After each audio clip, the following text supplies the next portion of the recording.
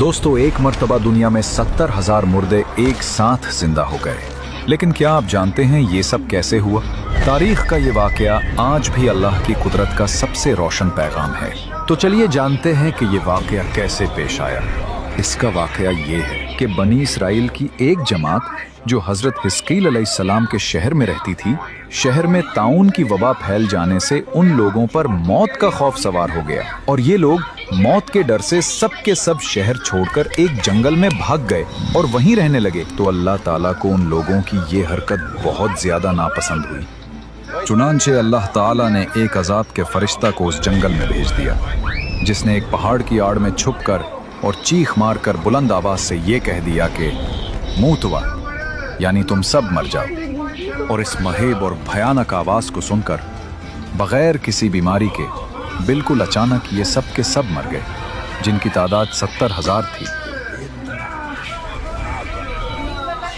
इन मर्दों की तादाद इस कदर ज्यादा थी कि लोग उनके कफनो दफन का कोई इंतजाम नहीं कर सके और इन मर्दों की लाशें खुले मैदान में बेगौर और कफन 8 दिन तक पड़ी पड़ी सड़ने लगीं और बेइंतहा ताफुन और बदबू से पूरे जंगल बल्कि उसके अतराफ में बदबू पैदा हो गई। कुछ लोगों ने उनकी लाशों पर रहम खाकर चारों तरफ से दीवार उठा दी ताकि ये लाशें दरिंदों से महफूज रहें। कुछ दिनों के बाद हजरत हिस्कील अलैहिस्सलाम का उस जंगल में उन लाशों के पास गुजर हुआ तो अपनी कौम के 70,000 इंसानों की उस मौत नगहानी और बेगोरो कफन लाशों की फरावानी देखकर रंजो गम से उनका दिल भर गया।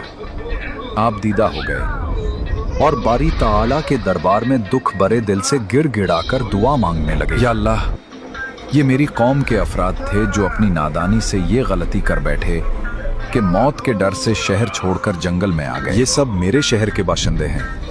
इन लोगों से मुझे प्यार था और ये लोग मेरे दुख से के शरीक थे।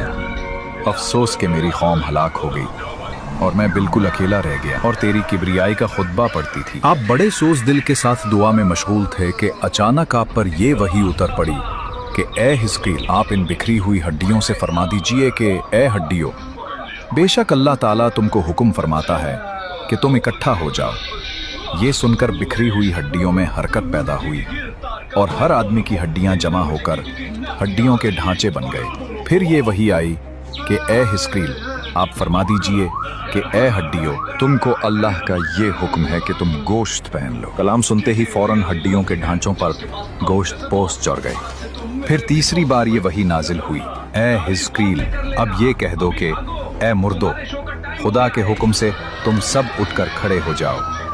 चुनांचे आपने ये फरमा दिया तो आपकी जबान से ये जुमला निकलते